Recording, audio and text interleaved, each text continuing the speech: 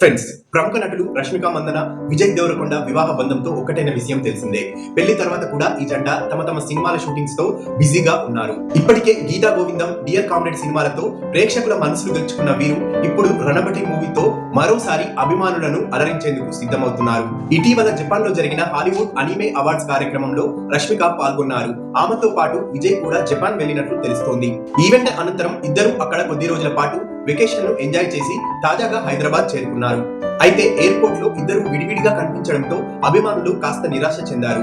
కానీ విజయ్ లుక్ మాత్రం సోషల్ మీడియాలో హాట్ టాపిక్ గా మారింది. ముఖ్యంగా ఆయన మెడలో కనిపించిన ఒక ప్రత్యేకమైన చైన్ అందరి దృష్టిని ఆకర్షించింది. ఆ పెండెంట్ పై రష్మిక పేరులోని మొదటి అక్షరం ఆర్ ఉండడం ఇప్పుడు వైరల్ అవుతోంది. గతంలో వీరి పెళ్లి వీడియోలపై రష్మికే ఎక్కువగా ప్రేమిస్తోంది అంటూ వచ్చిన ట్రోల్స్ కు ఇప్పుడు నెటిజన్లు ఆసక్తికరంగా స్పందించారు. అబ్బాయిల ప్రేమ బయటకు తక్కువగా కనిపించినా లోపల మాత్రం చాలా గాఢంగా ఉంటుంది అంటూ కామెంట్ చేస్తున్నారు.